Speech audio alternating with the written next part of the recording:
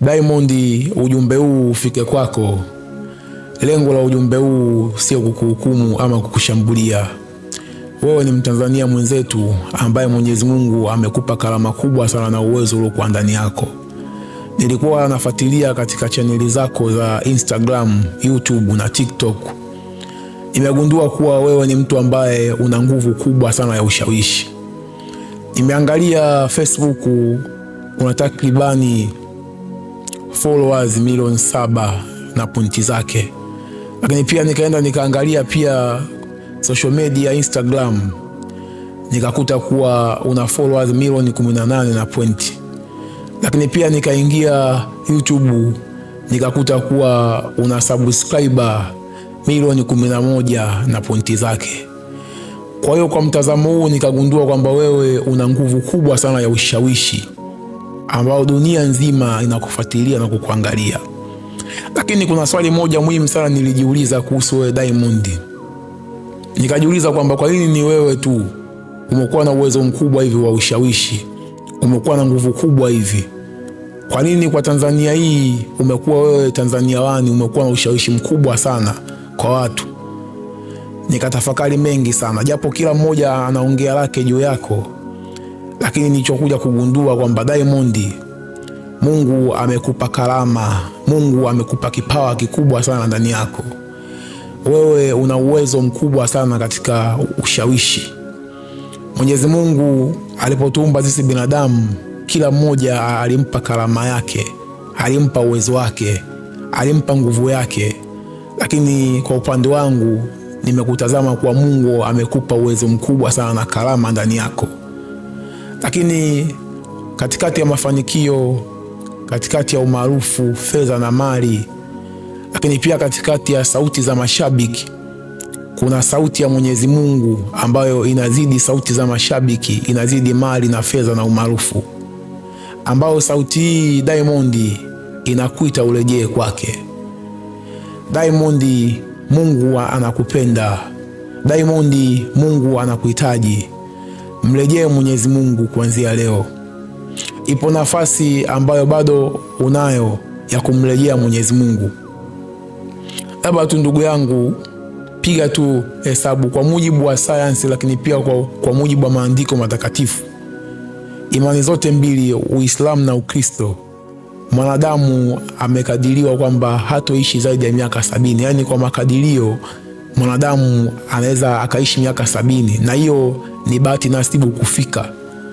Sasa piga hesabu miaka 70 kwa miaka ambayo uliokuwa nayo, alafu chukua 70 toa miaka ambayo uliokuwa nayo, piga hesabu una miaka mingapi ya kukaa katika mgongo wa ardhi.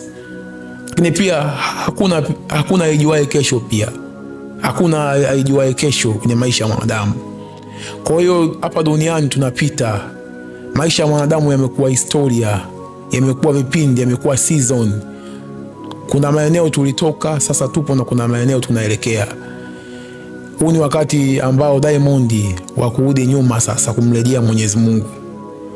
Naamini kuwa ipo nguvu ndani yako ambayo italeta mageuzi makubwa sana katika ulimwengu wa imani ya watu. Diamond, Mungu anakupenda, Mungu anahitaji umrejee yeye. Natamani kila siku itwaye leo yatoke maneno mengi juu ya kumsifu Mwenyezi Mungu, kumsifu mkuu wa wakuu aliofanya mbingu na nchi na vitu vyote, yao yanatoka kinywani mwako Diamond. Wafuasi ambao wanakufuata hao ukijumuisha zaidi ya milioni 50, milioni 100 kutoka sehemu mbalimbali, mashariki, magharibi, kaskazini mwa dunia, wote hao wanakufuatilia wewe Diamond Platnumz. Una nguvu kubwa sana ya ushawishi. Lakini huu ama hii nafasi uliopewa na uwezo uliopewa, amini kuwa aliyokupa uwezo huu ni Mwenyezi Mungu peke yake. Diamond, natamani uwe sehemu ya kumlipa fadhila Mwenyezi Mungu kwa hiki ambacho amekupa. Kama mali, fedha, zote zinapita kwenye dunia. Hakuna mtu atakayeondoka na kitu kwenye dunia. Diamond Platnumz, upo mfano mkubwa zaidi. Najua wewe ni shehe, utauelewa. Upo mfano mkubwa zaidi wa Nabii Suleimani, mtu ambaye aliyokuwa tajiri na kielelezo cha matajiri wote kwenye ulimwengu, mtu ambaye aliyomiliki utajiri mkubwa sana wa mabilioni ya fedha, lakini mwisho wa siku aliongea yote sio chochote, bali Mwenyezi Mungu yule mmoja aliyofanya mbingu na nchi na vitu vyote, yeye ndio kila kitu, anayepaswa kuabudiwa na kuheshimiwa milele na milele.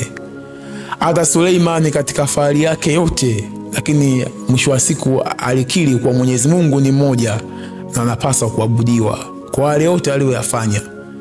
Lakini pia Suleimani amekufa katika mgongo wa ardhi, yupo sehemu ambayo wanaongojea pia, hakuondoka na kitu hata kimoja kwenye dunia.